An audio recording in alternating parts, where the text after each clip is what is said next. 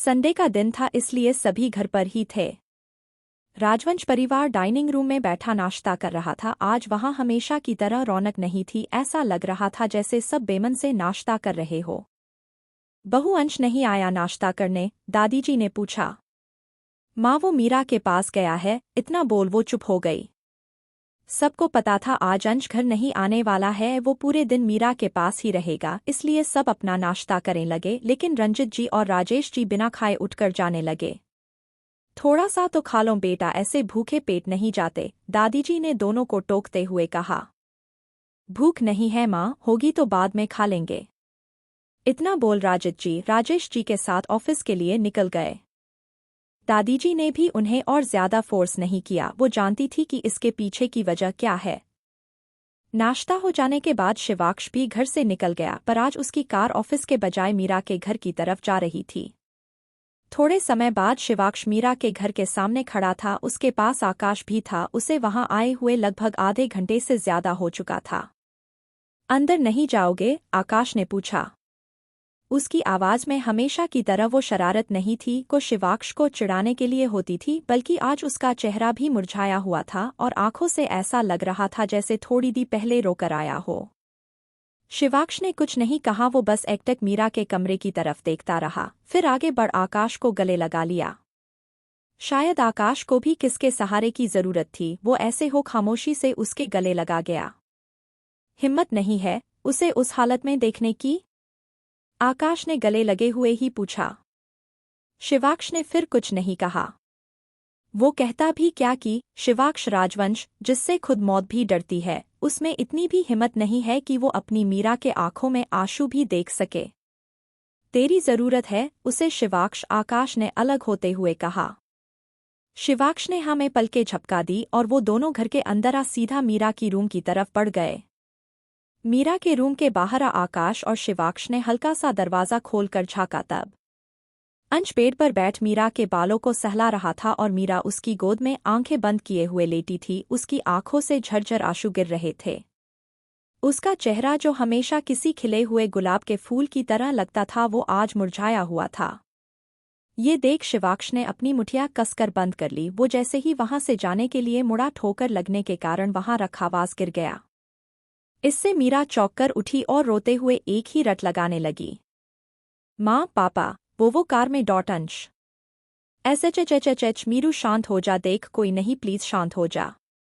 अंश ने उसे शांत करने की कोशिश करते हैं कहा, पर वो मानने को तैयार हो नहीं थी, बस अपने मम्मी पापा के पास जाने की जिद करके बैठी थी। ये देख शिवाक्ष से रहा नहीं गया, उसने अंदर आकर बेड पर बैठ मीरा को अपने सीने से लगा लिया। शिवाक्ष का एहसास पाते ही मीरा ने हिलना डुलना बंद कर दिया, पर वो अभी भी बड़बड़ाए जा रही थी। उसकी ये हालत देख आकाश और अंश की भी आंखें नम हो गई। शिव, माँ, पापा वो कार में है, मुझे जान कोई नहीं है वहाँ, जस्ट रिलैक्स, ये बोल शिवाक्ष ने उसके माथे को चूम लिया और उसकी पीठ सहलाने लगा। मीरा धीरे धीरे शांत हो गई और थोड़ी देर बाद उसकी बाहों में ऐसे ही रहने के बाद उसे नींद भी आ गई। शिवाक्ष ने उसे धीरे से अलग किया और ब्लैंकेट ओढ़ाकर बेड पर सुला दिया, पर मीरा उसका हाथ छोड़ने को तैयार नहीं थी। ये देख आकाश ने उसे वहीं रुकने का बोल दिया और खुद अंश के साथ बाहर आ गया। दूसरी तरफ मंदिर में सुमन जी और हितेश जी मीरा के माँ पापा की बड़ी से तस्वीर के सामने बैठे हवन में आहुति दे रहे थे। आज मीरा के मम्मी पापा की पुण्यतिथि थी। आज ही के दिन उनकी एक कार एक्सीडेंट में मौत हो गई थी। मीरा भी उनके साथ ही थी, पर कार ब्लास्ट होने से पहले ही उसे राह चलते लोगों ने बाहर निकाल लिया था, पर मीरा के मम्मी पापा को वो बचा नहीं पाए थे। हवन खत्म होने के बाद सुमन जी और हितेश जी ने गरीबों में कपड़े और खाना बांटा। सुनीता जी और राधा जी भी वही आई हुई थी। सब कुछ खत्म हो जाने के बाद वो चारों आकर मंदिर की सीढ़ियों पर आकर बैठ गए। उनमें से कोई भी कुछ नहीं बोल रहा था। मीरा के मम्मी पापा सुदर्शन जी और अंशिका जी उन सबके जीवन में बहुत अहमियत रखते थे। उनकी आकस्मिक मौत सबके लिए सदमे से कम नहीं थी, पर सबसे ज्यादा अगर किसी को फर्क पड़ा था तो वो थी 4 साल की नन्ही सी मीरा, जिसने अपने माँ बाप को अपनी आंखों से आग में झुलसते देखा था। इतने बड़े हादसे से मीरा के मानसिक संतुलन को बहुत ठेस पहुंची थी, पर अपनों के प्यार और देखभाल से वो जल्दी ही ठीक हो गई। लेकिन जब भी ये दिन आता था मीरा की हालत उस दिन बहुत खराब हो जाती थी। उसे अंश और आकाश के अलावा उसे कोई नहीं संभाल पाता था। हाँ, अगले दिन वो एकदम पहले जैसी हो जाती थी, पर उन 24 घंटों में जो मीरा की हालत होती थी उसे देखना सबके लिए बहुत मुश्किल हो जाता था।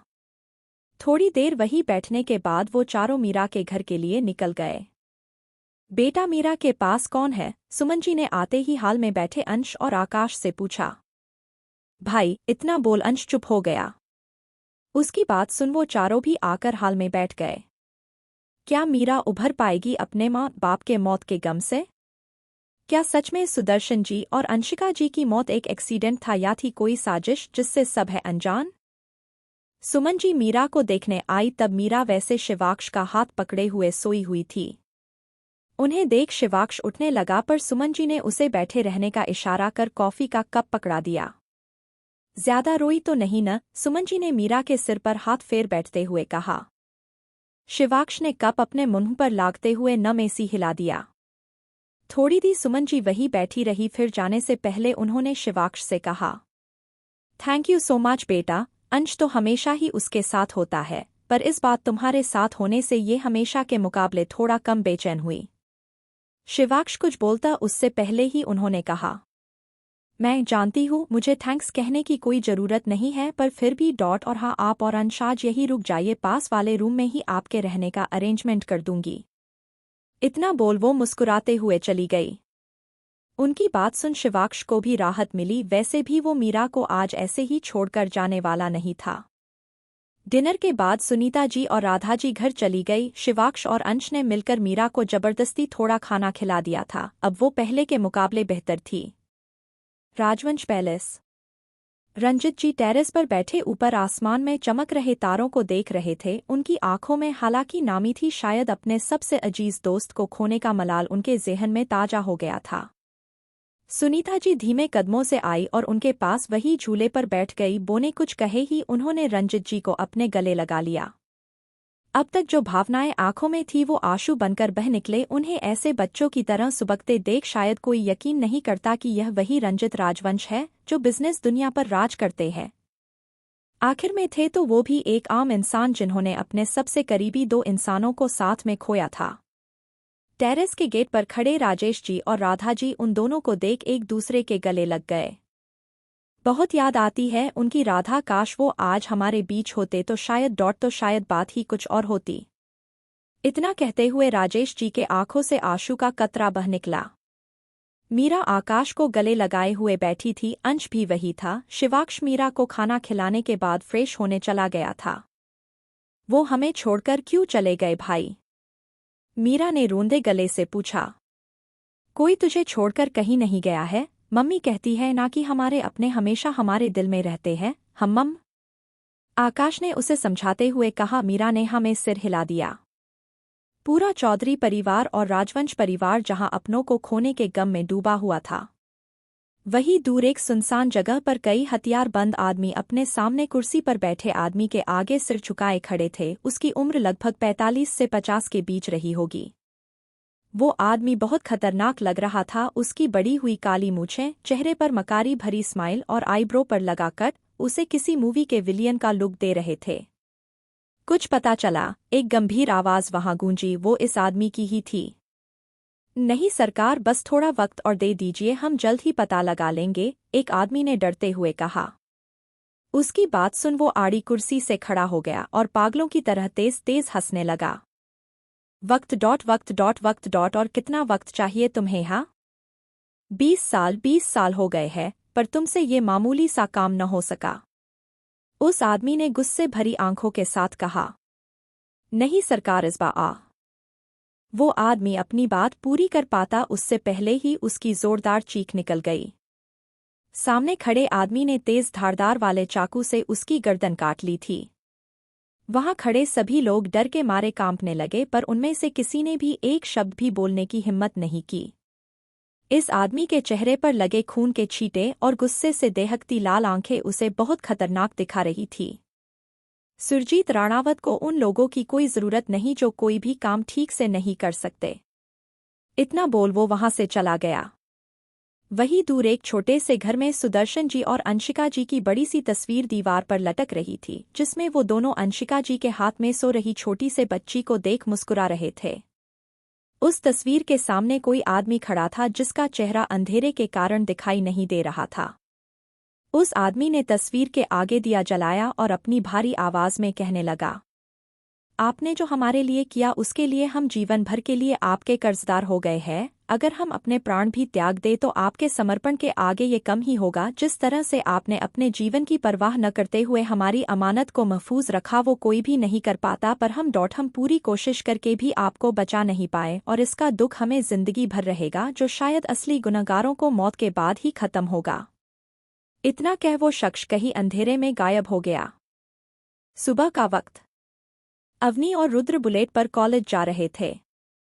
वैसे ये आइडिया तुम्हें आया कैसे और ये बुलेट किसकी है? रुद्र ने स्पीड तेज करते हुए पूछा। भाई से, अवनी ने जोर से चिल्लाते हुए कहा। भाई से? वो कैसे? अरे आपको पता नहीं भाई मेरी को बुलेट पर लेकर मूवी डेट के लिए गए थे और ये बुलेट उन्हीं की है, मैं गैराज से चुराकर लाई हूँ, अवनी ने अपने आप पर प्राउड होते हुए कहा। उसकी बात सुन रुद्र के चेहरे पर स्माइल आ गई। उसे अवनी ने मीरा और शिवाक्ष के बारे में पहले ही बता दिया था। वैसे भी उसके पेट में कोई भी बात पचना बहुत मुश्किल है और रुद्र को तो पहले से ही अंदाजा था कि रुद्र आपको पता है, मुझे तो न कभी कभी यकीन ही भी होता कि मेरे भाई भी इतने रोमांटिक हो सकते हैं। यकीन करना थोड़ा मुश्किल जरूर है, पर प्यार इंसान से कुछ भी करवा सकता है। अब तुम मुझे ही देख लो। रुद्र ने बड़ी सी स्माइल करते हुए कहा। उसकी बात सुन अवनी ने उसके गाल पर किस कर दिया। I love you Rudra. I love you too मेरी। सामने देखो रुद्र। रुद्र ने सामने से आती तेज कार को देख रुद्र की आंखें बड़ी हो गई। वही कॉलेज में मीरा अपने सामने चल रहे प्रोफेसर के लेक्चर को बड़े ध्यान से सुन रही थी और कॉपी में नोट्स भी बना रही थी। अब वो एकदम नॉर्मल हो चुकी थी। ये अवनी कहाँ रह गई यार? उसके पास बैठी अक्षता धीरे से उसके कान में बुदबुदाई। रुद्र के साथ लॉन्ग ड्राइव पर गई है, मीरा ने बिना भाव के कॉपी में लिखते हुए कहा। क्या? अक्षता जोर से चिल्लाई और मीरा ने अपने कान बंद कर दिए। इस कारण प्रोफेसर के साथ साथ पूरी क्लास का ध्यान भी उनकी तरफ चला गया। What happened? प्रोफेसर ने मीरा को देखते हुए कहा। मीरा ने अपनी तरफ अंगुली कर कन्फ्यूजन में पूछा। यस यू, चलती क्लास में चिल्ला क्यों रही हो? पर हम तो। नो इफ एंड बट्स, अगर नेक्स्ट टाइम तुम्हारी वजह से क्लास में कोई डिस्टर्बेंस हुई तो सीधा क्लास से बाहर निकल दूंगा। इतना बोल प्रोफेसर बोर्ड की तरफ मुड़ पढ़ाने लगे। बेचारी मीरा बिना कोई गलती के ही उसे डांट खानी पड़ी। उसने मुड़कर अक्षता को देखा जो दांत दिखा रही थी। पीछे बैठे अंश और सिद्धार्थ भी उसके ऊपर हंस रहे थे। ये देख मीरा को गुस्सा आ गए। उसने अपने पास में पड़ा इरेजर उठाया और मुंह फाड़े हंस रही अक्षता के मुंह में डाल दिया और शैतानी मुस्कुराहट के साथ उसे देखने लगी। अक्षता उसके ऐसे करने से जोर जोर से खांसने लगी, जिस कारण इरेजर उसके मुंह से बाहर निकल सीधा मीरा के मुंह पर लगा। छी! मीरा चिल्लाते हुए खड़ी हो गई। एक बार फिर प्रोफेसर और पूरी क्लास का ध्यान उनकी तरफ चला गया।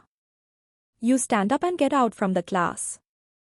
पर मैं तो पहले से ही खड़ी हूँ, मीरा ने मासूमियत से कहा। उसकी बात पर पूरी क्लास हंसने लग गई। साइलेंस अच्छा है, अब क्लास के बाहर निकालो, प्रोफेसर ने गुस्से में कहा। पर मैं आई सेड गेट आउट, इस बार उन्होंने गुस्से में चिल्लाते हुए कहा। मीरा उनकी आवाज सुन सहम गई। उसने गुस्से में अक्षता की तरफ देखा जो किसी अच्छे बच्चे की तरह बैठी हुई थी। उसने गुस्से में किताबों उठाई और अक्षता के बाल खींचते हुए वहां से पैर पटकते हुए चली गई। अक्षता बस दांत पिस कर रह गई। मीरा के जाने के बाद अक्षता भी जाने लगी। Where are you going? Professor ने पूछा। सर मेरी परम मित्र तो बाहर है, उसके बिना मेरा इस दुनिया में कौन? इतना बोल अक्षता दांत दिखाते हुए चली गई। प्रोफेसर कुछ कहते कि सिद्धार्थ और अंश भी अपने सीट से उठ बाहर की तरफ चले गए। यूजलेस पीपल, इतना बोल वो वापस पढ़ाने लगे। आखिर कौन है सुरजीत राणावत और वो किसे ढूंढ रहा है? किसके लिए मीरा के मम्मी पापा ने दी है इतनी बड़ी कुर्बानी? कौन था वो शख्स? क्या अवनी और रुद्र सच में टकरा जाएंगे कार से? अवनी और रुद्र सांसें थामे सामने खड़ी गाड़ी को देख रहे थे। कार और बुलेट के बीच सिर्फ 1 इंच का ही फासला था। अगर कार में बैठा आदमी वक्त पर ब्रेक नहीं लगता तो शायद बहुत खतरनाक एक्सीडेंट हो जाता। अवनी और रुद्र अभी भी सदमे में ही थे कि उन्हें जानी पहचानी आवाज आई। आप दोनों यहाँ क्या कर रहे हैं? बड़े पाप, अवनी धीरे से बुदबुदाई। सामने रंजित जी अपने ड्राइवर के साथ खड़े उन्हें सवाल भरी नजरों से देख रहे थे। उन्हें देख रुद्र ने गले से थूक कटका। हमने आपसे कुछ पूछा है, उन्होंने अपनी बात दोहराई। अवनी और रुद्र अभी भी एक दूसरे से चिपके हुए बुलेट पर बैठे थे। जब उन्हें रंजित जी की तीखी नजरें अपने ऊपर महसूस हुई तब उन्हें रियलाइज हुआ और वो झट से एक दूसरे से अलग होकर बुलेट से नीचे उतर गए। बड़े पापा, हम कॉलेज जा रहे थे, अवनी ने डरते हुए कहा। रुद्र ने हाँ में गर्दन हिला दी। ऐसे जाते हैं कॉलेज? आपको पता है आपकी बुलेट की स्पीड कितनी तेज थी? अगर ड्राइवर वक्त पर कार नहीं रोकता तो कितना बड़ा हादसा हो सकता था। उनकी बात सुन रुद्र ने सिर झुका लिया। अवनी को पता था रुद्र की इसमें कोई गलती नहीं है क्योंकि उसने ही स्पीड तेज करने का बोला था। वो कुछ बोलने वाली थी उससे पहले ही रंजित जी ने उसे रोकते हुए कहा, बस हम कुछ नहीं सुनना चाहते, आप हमारे साथ चले, रुद्र बुलेट लेकर आ जाएंगे। इतना बोल वो कार में बैठ गए। अवनी ने लाचारी से रुद्र की तरफ देख उसने बस पलके झपका दी। अवनी कार में बैठ गई और ड्राइवर ने कॉलेज की तरफ मोड़ दी। रुद्र भी राहत की सांस लेते हुए बुलेट पर बैठ कॉलेज की तरफ बढ़ गया। उसे तो इस बात की राहत थी कि बड़े पापा ने उसके और अवनी के ऊपर कोई शक नहीं किया और न ही कोई सवाल पूछा। पर उसे क्या पता था रंजित जी बस उन्हें अकवर्ड फील नहीं करवाना चाहते थे, बाकी उन्हें तो पहले से ही पता था, ऐसे ही वो इतने बड़े बिजनेसमैन थोड़ी ना बने हैं। मीरा गुस्से में पैर पटकती हुई क्लास के बाहर आकर खड़ी ही गई। अक्षिता को गालियां देते हुए वो अपने बैग से चिप्स निकाल खाने लगी। और जानेमन कैसा लग रहा है क्लास बंक करके? अक्षिता ने उसके पैकेट से चिप्स लेते हुए कहा। एक तो वो पहले से ही उस पर गुस्सा थी और ऊपर से उसका चिप्स खाना उसके गुस्से को हवा दे गया। उसने जोर से अक्षिता का हाथ पकड़ा और उस पर अपने दांत गड़ा दिए। बेचारी अक्षिता बस दर्द से तड़प कर रह गई। सिद्धार्थ और अंश ने आकर मीरा को पकड़ अक्षिता से अलग किया। छोड़ मीरू, पागल है क्या? अंश ने कहा। छोटी बच्ची है क्या, ऐसे कौन काटता है? आ मम्मी, अक्षिता ने अपना हाथ मसलते हुए कहा। हम काटते हैं, कोई प्रॉब्लम? मीरा ने उस पर वापस झपटा मारने की कोशिश करते हुए कहा पर अंश और सिद्धार्थ ने उसे पकड़कर रोक लिया। क्या कर रही है मीरू, ऐसे जानवरों की तरह क्यों बिहेव कर रही है? अंश ने उसे रोकते हुए कहा। तूने देखा नहीं अंश इसने क्या किया? हर बार ये ऐसा ही करती है, गलती इसकी होती है और डांट हमें पड़ती है। क्योंकि तू मेरी जानेमन है ना? अक्षिता ने उसके कंधे पर हाथ रखते हुए कहा पर मीरा ने जल्दी से उसका हाथ झटक दिया। अरे यार अब मान भी जा, और वैसे भी अच्छा हुआ न मैं तुझे इतने बोरिंग लेक्चर से बचाकर लेकर आई। तेरी मेहरबानी के लिए बहुत बहुत धन्यवाद। पर मीरा कुछ कहते कहते रुक गई और सामने देख उसकी आंखें बड़ी हो गई। वो अक्षिता को सीधा खड़ा कर उसके पीछे चुप गई। अंश ने जब उसे ऐसे चुपते देखा तो वो कंफ्यूज हो गया पर जैसे ही उसकी नज़र सामने गई वो भी सिद्धार्थ के पीछे चुप गया। सिद्धार्थ और अक्षिता एक दूसरे को कंफ्यूजन में देखने लगे पर सामने देख उन्हें भी समझ आ गया। कुछ सोच अक्षिता के चेहरे पर डेविल स्माइल आ गई।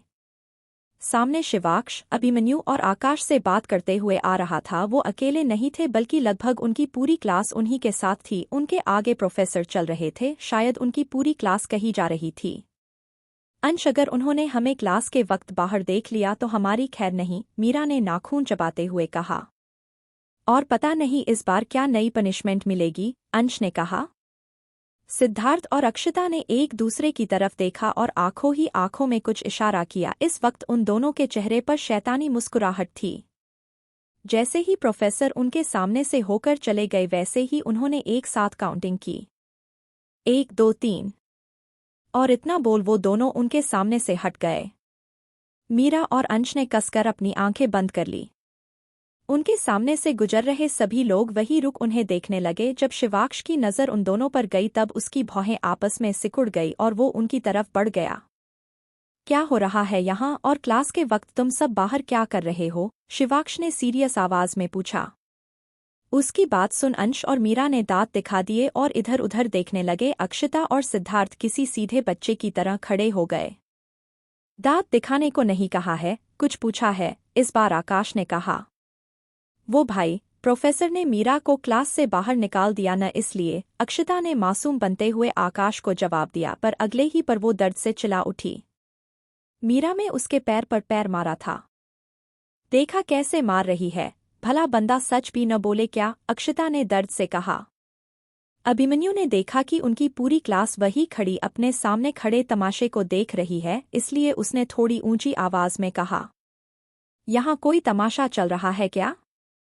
उसकी बात सुन सब वहां से रफू चक्कर हो गए। मीरा को तो प्रोफेसर ने निकाला, पर तुम तीनों बाहर क्या कर रहे हो? अभिमन्यु ने पूछा।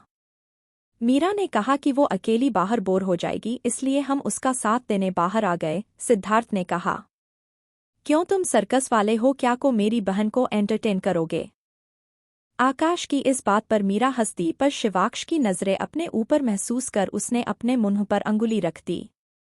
अक्षता और सिद्धार्थ ने अपना मुंह बना लिया।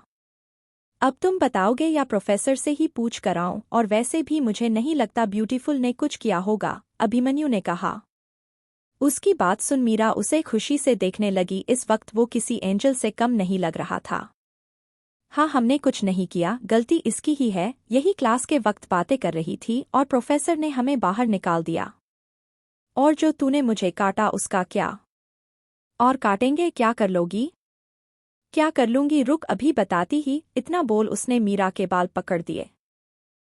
मेरे बाल, मीरा ने दर्द में कहा। शिवाक्ष और आकाश ने जल्दी से आगे बढ़ इन दोनों को छुड़ाया।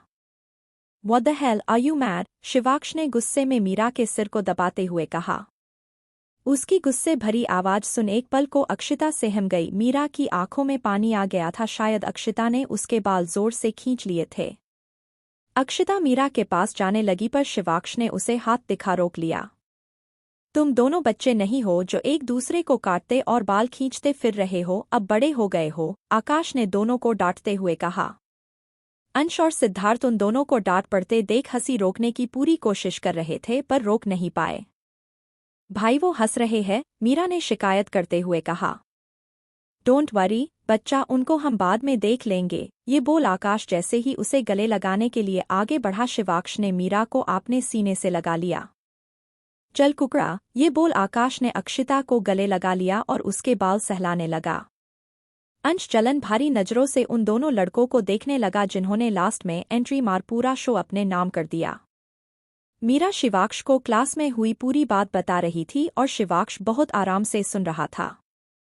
थोड़ी देर बाद अक्षता और मीरा की सुलह करवाने के बाद वो तीनों अपनी क्लास में चले गए और वो चारों वही खड़े वापस से मस्ती करने लगे। वही पिलर के पीछे खड़ी लवनिया ने ये सब देख गुस्से में मुठिया कस ली। ये लड़की मेरे रास्ते का कांटा बनती जा रही है, अगर मुझे शिवाक्ष के करीब जाना है तो इसका कुछ न कुछ तो करना है पड़ेगा। ये बोल वो मीरा को नफरत से देखने के बाद वहां से चली गई। सुमन जी घर में काम कर रही थी, तभी घर के डोरबेल बजी। इस वक्त कौन होगा, बच्चे तो कॉलेज में है और ये शाम को आएंगे तो फिर।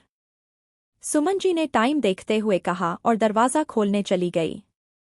जब उन्होंने दरवाज़ा खोला तब सामने एक मोटी सी औरत पूरे शरीर पर गहने पहने और हाथ में महंगा सा पर्स लिए खड़ी थी। उनके चेहरे पर घमंड बिखरा हुआ था। उनके पीछे दो आदमी सूटकेस लेकर खड़े थे।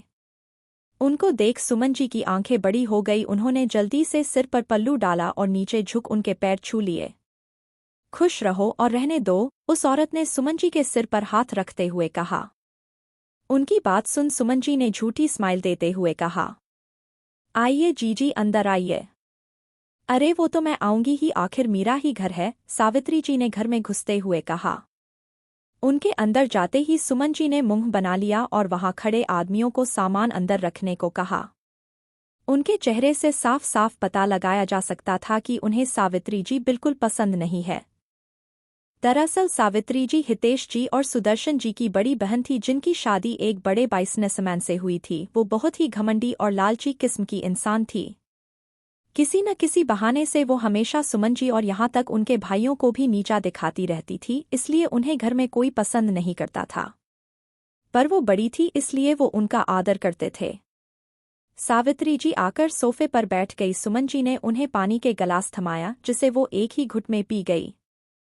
फिर घर में नजरें घुमाते हुए पूछा, बच्चे कहाँ गए? कहीं दिखाई नहीं दे रहे हैं। वो दोनों कॉलेज गए हैं, अभी आते ही होंगे। कॉलेज ही गए हैं ना, कहीं और तो नहीं। मतलब आजकल के बच्चों को तो तुम जानती ही हो, बुआजी ने कड़वाहट के साथ कहा। उनकी बात सुन सुमन जी ने गुस्से में अपनी मुठियां कस ली। क्या रंजित जी को पता चल गया है रुद्र और अवनी के बारे में? आखिर क्यों आई है बुआ जी और क्या जवाब देगी सुमन जी उनकी बात का? बुआ जी का अपने बच्चों के लिए गलत कहना सुमन जी को बिल्कुल बर्दाश्त नहीं था, पर उन्होंने इस वक्त कुछ कहना ठीक नहीं समझा। वैसे आप अचानक ऐसे, मेरा मतलब आपने बताया नहीं, सुमन जो में बात बदलने की कोशिश करते हुए पूछा। हाँ था कुछ जरूरी काम, एक बार हितेश आ जाए फिर आराम से बात कर लेंगे। वैसे मीरा काम तो कर लेती है ना घर के सारे? बुआजी का ये सवाल सुमन जी को थोड़ा अटपटा लग रहा था, पर उन्होंने ज्यादा नहीं सोचा और कहा, हाँ सारे काम कर लेती है हमारी मीरा, और कॉलेज के साथ साथ ऑफिस भी संभाल रही है, सुमन जी ने गर्व से कहा। उनकी आखिरी बात सुन बुआजी ने मुंह बना लिया। ये लो आ गया आकाश। आकाश जो अभी अभी घर आया था, बुआजी को सामने देख उसकी आईब्रोज सिकुड़ गई। माथे को रब करते हुए उसने बुआ की को फेक स्माइल दी और जाकर उनके पैर छू लिए। खुश रहो, खूब आगे बढ़ो और हमारा नाम रोशन करो। और मीरा कहाँ है? बुआजी ने दरवाजे की तरफ देखते हुए पूछा। जी वो सीधा ऑफिस ही गई है। बेटा बुरा मत मानना, पर जवान लड़की को ऐसे पूरे दिन घर से बाहर नहीं रहना चाहिए। क्या है कि आजकल जमाना बहुत खराब है, पता नहीं कब क्या हो जाए। उसकी चिंता आप बिल्कुल न करें बुआजी, वो मीरा है, निशा नहीं, आकाश ने जबरदस्ती स्माइल करते हुए कहा और अपने रूम में चला गया। मैं आराम करने जा रही हूँ, मेरा सामान रूम में ले जाना, बुआजी ने पीले पड़ चुके चेहरे के साथ गुस्से में कहा और पैर पटकते हुए अपने रूम में चली गई। उनके जाते ही सुमन जी हंस पड़ी। आखिर एक आकाश ही तो था जो उनका मुंह उनकी ही भाषा में बंद करवा सकता था। दरअसल निशा बुआजी की बड़ी बेटी थी जो 2 साल पहले अपने बॉयफ्रेंड के साथ भाग गई थी। हालांकि अब वो अपने मम्मी पापा के पास ही रहती है, पर अभी भी उसकी हरकतों के कारण सावित्री जी को शर्मिंदा होना पड़ता है। दूसरी तरफ मीरा एक कैफे में विवान का इंतजार कर रही थी। जब वो शिवाक्ष के साथ ऑफिस जा रही थी तभी उसे विवान का अर्जेंट कॉल आया था कि उसे कुछ जरूरी बात करनी है, इसलिए वो शिवाक्ष के साथ यहां आ गई थी। विवान ने उसे अकेले में बुलाया था, इसलिए मीरा ने शिवाक्ष को ऑफिस जाने के लिए कहा, पर वो वही कार में उसका वेट कर रहा था। लगभग 10 मिनट बाद कैफे का डोर खुला और उसमें से हाफता हुआ विवान आया। उसे देख ऐसा लग रहा था जैसे वो कहीं जाने की जल्दी में है। मीरा ने उसे देख हाथ हिलाकर अपने पास बुला लिया। सॉरी तुम्हें वेट करवाने के लिए, विवान ने बैठते हुए कहा। इट्स ओके, वैसे भी ज्यादा टाइम नहीं हुआ है। अब बताएं आपने हमें इतनी जल्दी में क्यों बुलाया है? सब ठीक तो है ना? सब ठीक है मीरा, बस जाने से पहले तुमसे कुछ बहुत जरूरी बात करनी थी।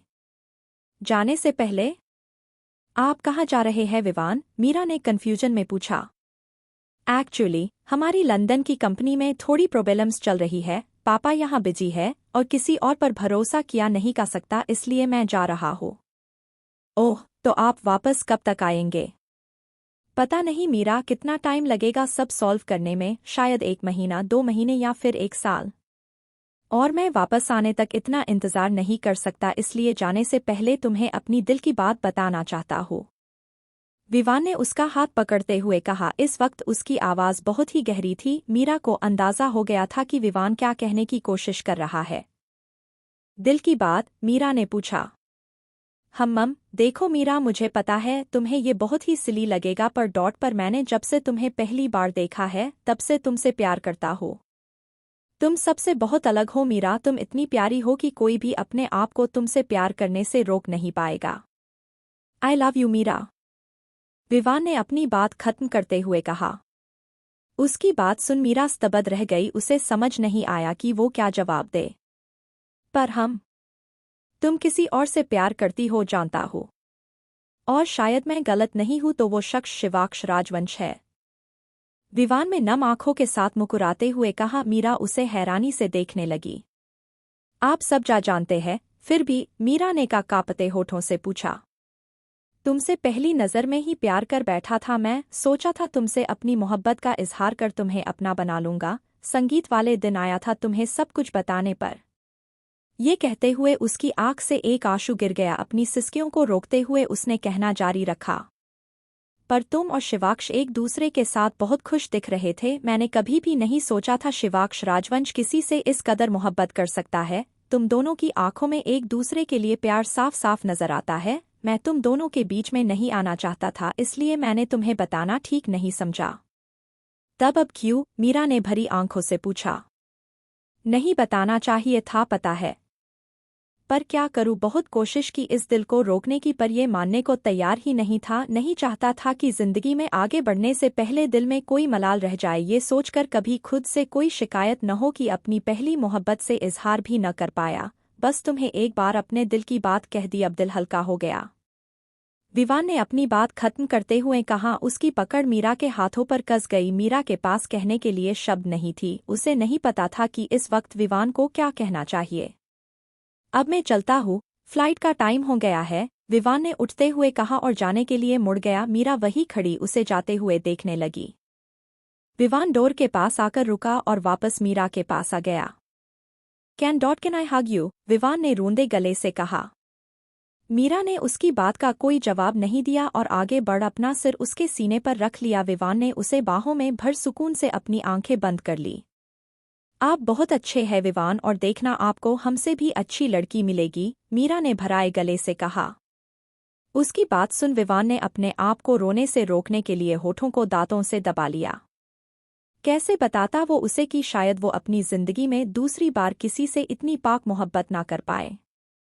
हम हमेशा के लिए दोस्त रहेंगे न मीरा? विवान ने अलग होते हुए कहा। हमेशा के लिए, फॉरएवर वाले, मीरा ने आंखों में विश्वास के साथ कहा। विवान ने उसके चेहरे को अपने हाथों में भरा और जैसे ही उसके माथे को चूमने वाला था कुछ सोच वो रुक गया और मीरा के गालों को सहलकर कैफे से बाहर निकल गया। इस बार उसने पीछे मुड़कर नहीं देखा, शायद उसे डर था कहीं वो कमजोर न पड़ जाए। मीरा वहां खड़ी तब तक उसे जाते देखती रही जब तक वो उसकी आंखों से ओझल नहीं हो गया और उसकी आंखों से झरझर आंसू बह निकले। शिवाक्ष जो शुरुआत से खिड़की के बाहर खड़ा सब कुछ देख रहा था, जब उसने मीरा को ऐसे रोते देखा तो वो उसकी तरफ बढ़ गया। उसने जाकर मीरा को अपने गले से लगा लिया और उसके बाल सहलाने लगा। उसके गले लग मीरा से सुबकने लगी। विवान, एच, don't worry, he will be okay. Shivaksh जानता था जैसा मीरा का नेचर है, वो खुद को ही विवान के दुख का कारण समझेगी।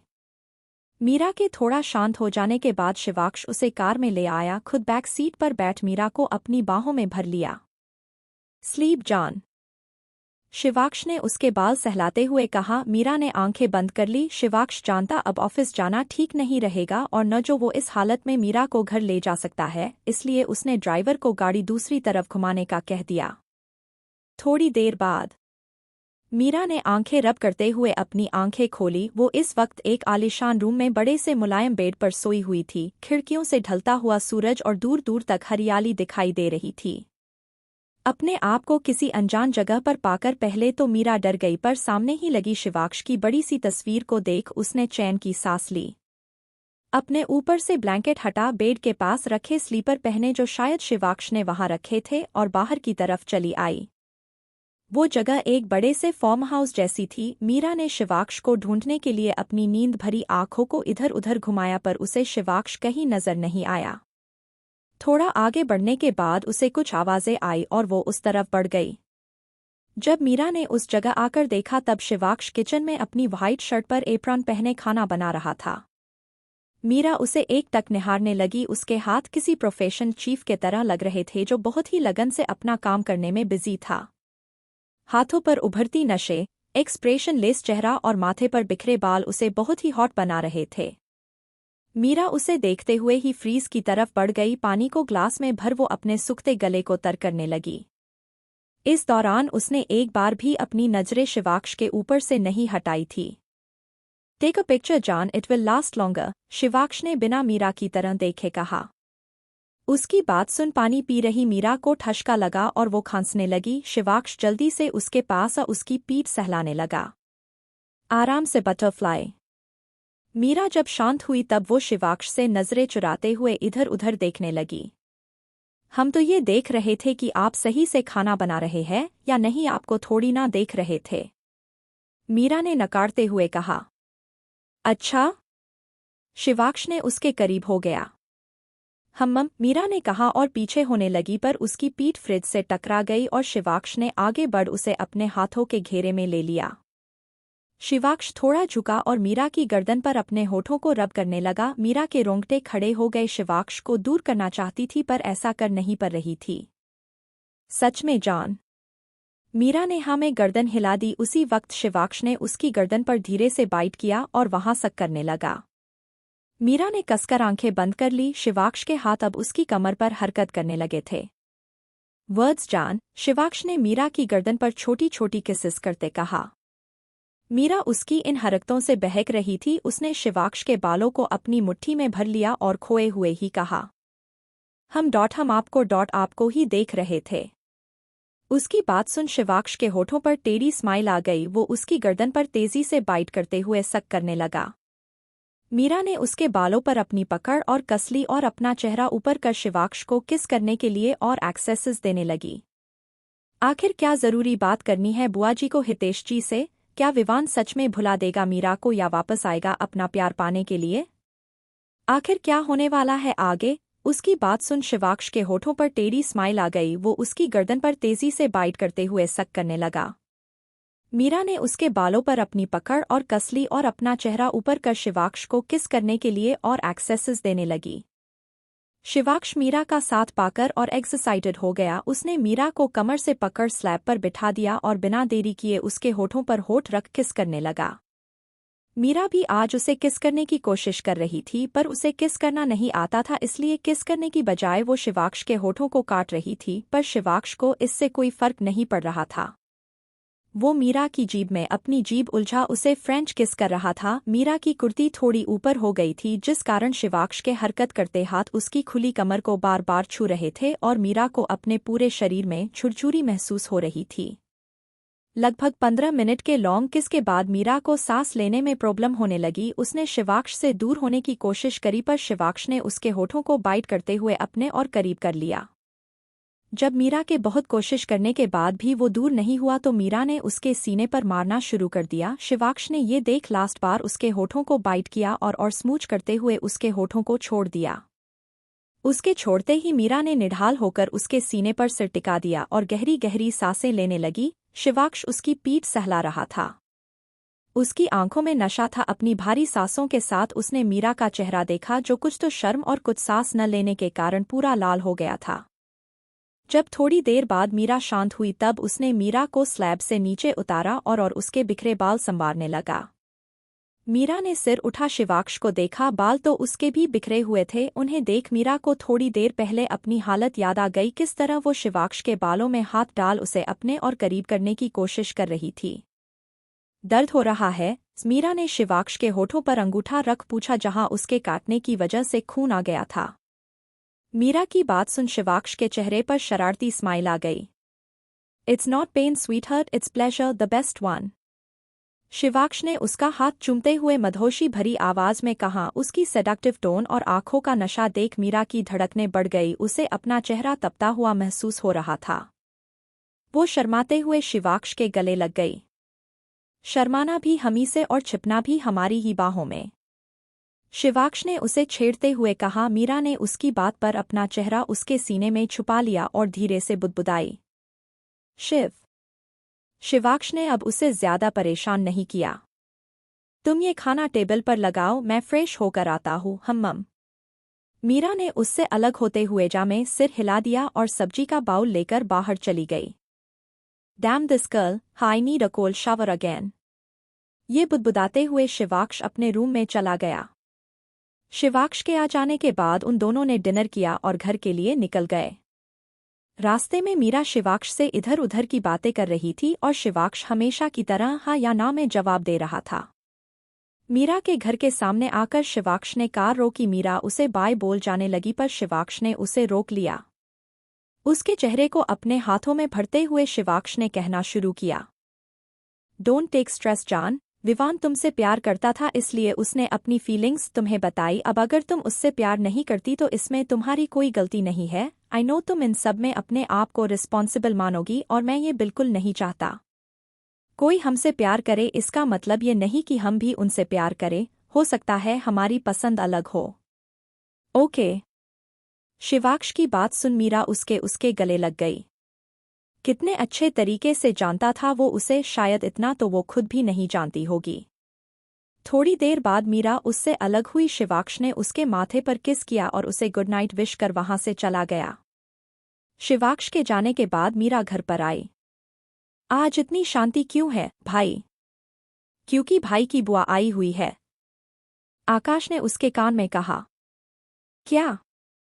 अगले ही पल एक तेज चीख वहां पर गूंजी। आकाश ने अपने कानों पर हाथ रख लिए, उसे मीरा से यही उम्मीद थी। मीरा ने कन्फर्मेशन के लिए आंखों में आकाश से पूछा। आकाश ने हाँ में सिर हिलाते हुए उसकी गर्दन सामने घुमा दी जहां से बुआ जी गुस्से में आ रही थी। उन्हें देख मीरा की आंखें बड़ी हो गई। अरे क्यों गला फाड़ रही हो? कोई लॉटरी लगी है क्या? अब लोग चैन से सोने भी नहीं सकते क्या? बुआ जी ने ताना मारते हुए कहा। सुमन जी पीछे से मीरा को कुछ इशारा कर रही थी। उनका इशारा समझ मीरा दांत दिखाते हुए बुआ जी के पैर छूने के लिए झुकी, पर बुआ जी डर के कारण पीछे हो गई। अरे क्या कर रही हो? अब मुझे भरी जवानी में गिराओगी क्या? बुआ जी गिरा नहीं रहे, आपका आशीर्वाद ले रहे हैं, पाए लागू बुआ जी। ये कहते हुए मीरा ने आकाश के पैर पर मारते हुए बुआ जी के पैर छू लिए जो कब से दांत निकाल रहा था। बस बस खुश रहो और खुश रहने दो। आप भी, मीरा धीरे से बुदबुदाई। क्या कहा तूने? बुआ जी ने शक करते हुए पूछा। आकाश और सुमन जी अपनी हंसी रोकने की नाकाम कोशिश कर रहे थे। कुछ नहीं बुआ जी, बस पूछ रहे थे कि आप क्यों आए हैं। नहीं नहीं, हमारा मतलब है आप कब आए? मीरा को अपनी बात पलटते देख उन्होंने घुरकर उसे देखा। मैं तो कब की आ गई थी बेटा, पर न जाने तुम कहाँ बाहर घूमती फिर रही थी जो घर आने का होश भी नहीं रहा। बुआ जी ने कड़वाहट से कहा। क्या मीरा सच में विवान के बारे में भूल जाएगी? आखिर क्यों करती है बुआ जी मीरा से इतनी नफरत, और क्या जवाब देगी मीरा उनकी कड़वी बाती का?